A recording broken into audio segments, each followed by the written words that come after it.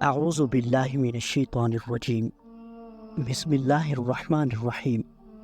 تمام دیکھنے اور سننے والوں کو السلام علیکم۔ حضرت دحیہ کلبی رضی اللہ تعالیٰ عنہ نہایت خوبصورت تھے۔ تفسیر نگار لکھتے ہیں کہ آپ کا حسن اس قدر تھا کہ عرب کی عورتیں دروازوں کے پیچھے کھڑے ہو کر یعنی چھپ کر حضرت دحیہ کلبی رضی اللہ تعالیٰ عنہ کو دیکھا کرتی تھیں، لیکن اس وقت آپ مسلمان نہیں ہوئے تھے۔ ایک دن سرور کونین صلی اللہ تعالی علیہ وسلم آپ کی نظر حضرت دحیہ کلبی پر پڑی۔ آپ صلی اللہ علیہ وآلہ وسلم نے حضرت دحیہ کلبی کے چہرے کو دیکھا کہ اتنا حسین نوجوان ہے۔ آپ نے رات کو اللہ تعالیٰ کی بارگاہ میں دعا مانگی، یا اللہ اتنا خوبصورت نوجوان بنایا ہے، اس کے دل میں اسلام کی محبت بھی ڈال دے، اسے مسلمان کر دے، اتنے حسین نوجوان کو جہنم سے بچا لے۔ رات کو آپ نے دعا فرمائی۔ صبح حضرت دحیہ کلبی رضی اللہ تعالیٰ عنہ آپ صلی اللہ علیہ وآلہ وسلم کی خدمت میں حاضر ہو گئے۔ حضرت دحیہ کلبی رضی اللہ تعالیٰ عنہ کہنے لگے، اے اللہ کے رسول، بتائیں آپ کیا احکام لے کر آئے ہیں؟ حضور صلی اللہ علیہ وآلہ وسلم نے فرمایا، میں اللہ کا رسول ہوں اور اللہ واحد ہے، اس کا کوئی شریک نہیں۔ پھر توحید و رسالت کے بارے میں حضرت دحیہ کلبی رضی اللہ تعالیٰ عنہ کو بتایا۔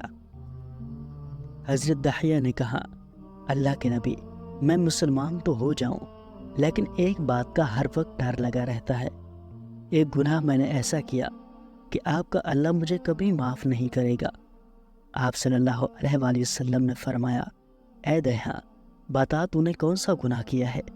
حضرت دحیہ کلبی رضی اللہ تعالیٰ عنہ نے کہا، یا رسول اللہ، میں اپنے قبیلے کا سربراہ ہوں اور ہمارے ہاں بیٹیوں کی پیدائش پر انہیں زندہ دفن کر دیا جاتا ہے۔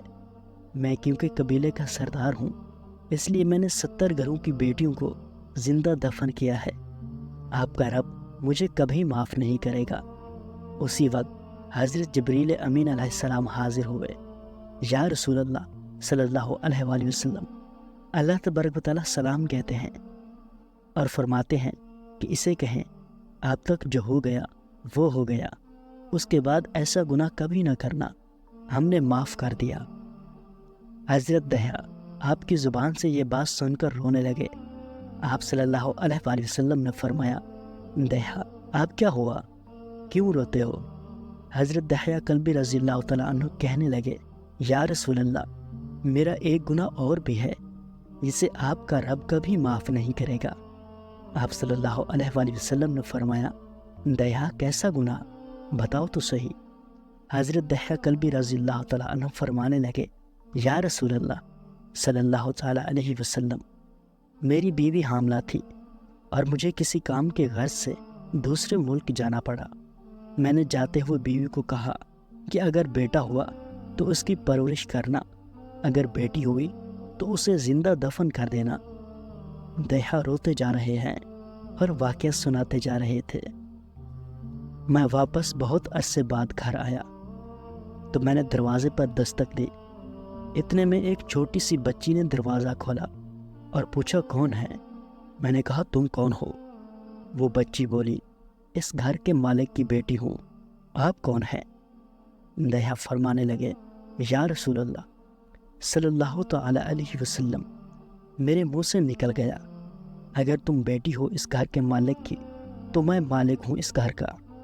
یا رسول اللہ، میرے منہ سے یہ بات نکلنے کی دیر تھی کہ چھوٹی سی اس بچی نے میری ٹانگوں سے مجھے پکڑ لیا اور بولنے لگی، بابا آپ کہاں چلے گئے تھے؟ میں کس دن سے آپ کا انتظار کر رہی ہوں۔ حضرت دحیہ کلبی روتے جا رہے تھے اور فرماتے ہیں، اے اللہ کے نبی، میں نے بیٹی کو دھکا دیا اور جا کر بیوی سے پوچھا، یہ بچی کون ہے؟ بیوی رونے لگ گئی اور کہنے لگی، دحیہ یہ تمہاری بیٹی ہے۔ یا رسول اللہ، مجھے ذرا ترس نہ آیا۔ میں نے سوچا، میں قبیلے کا سردار ہوں، اگر اپنی بیٹی کو دفن نہ کیا تو لوگ کہیں گے ہماری بیٹی کو زندہ دفن کرتا رہا اور اپنی بیٹی سے پیار کرتا ہے۔ حضرت دحیہ کی آنکھوں سے اشک زار و قطار نکلنے لگے۔ یا رسول اللہ وہ بچی بہت خوبصورت، بہت حسین تھی۔ میرا دل کر رہا تھا اسے سینے سے لگا لوں۔ پھر سوچتا تھا کہیں لوگ بعد میں یہ باتیں نہ کہیں کہ اپنی بیٹی کی باری آئی تو اسے زندہ دفن کیوں نہیں کیا۔ میں گھر سے بیٹی کو تیار کروا کر نکلا تو بیوی نے میرے پاؤں پکڑ لیے۔ دیہا اسے نہ مارنا، دیہا یہ تمہاری بیٹی ہے، ماں تو آخر ماں ہی ہوتی ہے۔ میں نے بیوی کو پیچھے دھکا دیا اور بچی کو لے کر چل پڑا۔ رستے میں میری بیٹی نے کہا، بابا مجھے نانی کے گھر لے جا رہے ہو؟ بابا کیا مجھے کھلونے لے کر دینے جا رہی ہو؟ بابا ہم کہاں جا رہے ہیں؟ دیہا کل بھی روتے جا رہے تھے اور سارا واقعہ سناتے جا رہے تھے۔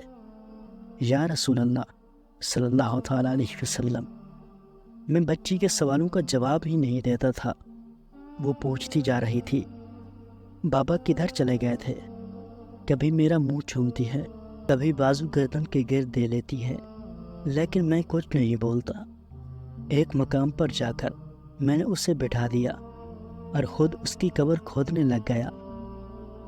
آقا کریم صلی اللہ تعالیٰ علیہ وسلم دیہا کی زبان سے واقعہ سنتے جا رہے ہیں اور روتے جا رہے ہیں۔ میری بیٹی نے جب دیکھا کہ میرا باپ دھوپ میں سخت کام کر رہا ہے تو اٹھ کر میرے پاس آئی۔ اپنے گلے میں جو چھوٹا سا دوپٹہ تھا وہ اتار کر میرے چہرے سے ریت صاف کرتے ہوئے کہتی ہے، بابا دھوپ میں کیوں کام کر رہے ہیں؟ چھاؤں میں آ جائیں۔ بابا یہ کیوں کھود رہے ہیں؟ بابا گرمی ہے، چھاؤں میں آ جائیں۔ اور ساتھ ساتھ میرا پسینہ اور مٹی صاف کرتی جا رہی تھی، لیکن مجھے ترس نہ آیا۔ آخر جب قبر کھود لی تو میری بیٹی پاس آئی، میں نے دھکا دیا، وہ قبر میں گر گئی اور میں ریت ڈالنے لگا۔ بچی ریت سے روتی ہوئی اپنے چھوٹے چھوٹے ہاتھ میرے سامنے جوڑ کر کہنے لگی، بابا میں نہیں لیتی کھلونے، بابا میں نے نہیں جانا نانی کے گھر، بابا میری شکل پسند نہیں آئی تو میں کبھی نہیں آتی آپ کے سامنے، بابا مجھے ایسے نہ ماریں۔ یا رسول اللہ صلی اللہ تعالیٰ علیہ وسلم، میں ریت ڈالتا گیا، مجھے اس کی باتیں سن کر بھی ترس نہیں آیا۔ میری بیٹی پر جب مٹی مکمل ہو گئی اور اس کا سر رہ گیا تو میری بیٹی نے میری طرف سے توجہ ختم کی اور بولی، اے میرے مالک، میں نے سنا ہے تیرا ایک نبی آئے گا جو بیٹیوں کو عزت دے گا، جو بیٹیوں کی عزت بچائے گا۔ اے اللہ وہ نبی بھیج دے، بیٹیاں مر رہی ہیں۔ پھر میں نے اسے ریت میں دفنا دیا۔ حضرت طلحہ کلبی رضی اللہ تعالیٰ عنہ واقعہ سناتے ہوئے بے انتہا روئے۔ یہ واقعہ جب بتا دیا تو دیکھا کہ آپ صلی اللہ علیہ وآلہ وسلم اتنا رو رہے ہیں کہ آپ کی داڑھی مبارک آنسوں سے گیلی ہو گئی۔ آپ صلی اللہ علیہ وآلہ وسلم نے فرمایا، دیہا ذرا پھر سے اپنی بیٹی کا واقعہ سناؤ۔ اس بیٹی کا واقعہ جو محمد کے انتظار میں اس دنیا سے چلی گئی۔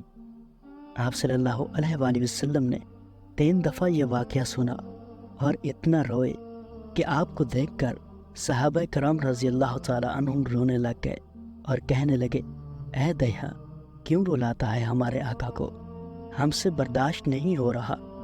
آپ صلی اللہ علیہ وآلہ وسلم نے حضرت دیہا کلبی سے 3 بار واقعہ سنا تو حضرت دیہا کی رو رو کر کوئی حالت نہ رہی۔ اتنے میں حضرت جبریل علیہ السلام حاضر ہوئے اور فرمایا، یا رسول اللہ صلی اللہ علیہ وآلہ وسلم، اللہ سلام کہتا ہے اور فرماتا ہے کہ اے محبوب دیہا کو کہہ دیں وہ اس وقت تھا جب اس نے اللہ اور آپ کو نہیں مانا تھا، اب مجھ کو اور آپ کو اس نے مان لیا ہے تو دیہا کا یہ گناہ بھی ہم نے معاف کر دیا ہے۔ اس کے بعد آپ صلی اللہ علیہ وآلہ وسلم نے فرمایا، جس نے 2 بیٹیوں کی کفالت کی، انہیں بڑا کیا، ان کے فرائض ادا کیے، وہ قیامت کے دن میرے ساتھ اس طرح ہوں گے جس طرح شہادت کی اور 7 والی انگلی آپس میں ہے۔ جس نے 2 بیٹیوں کی پرورش کی اس کی یہ اہمیت ہے، تو جس نے 3 یا 4 5 بیٹیوں کی پرورش کی اس کی کیا اہمیت ہوگی۔ بیٹیوں کی پیدائش پر گھبرایا نہ کریں۔ پیارے دوستو، یہ تھی آج کی ویڈیو۔ امید کرتا ہوں کہ یہ ویڈیو آپ کو پسند آئی ہوگی۔ اگر ویڈیو اچھی لگے تو ویڈیو کو لائک اور شیئر ضرور کریں، اور اگر آپ اسلامک ویڈیوز دیکھنا چاہتے ہیں تو اسلامی بندہ یوٹیوب چینل ضرور سبسکرائب کریں۔ شکریہ۔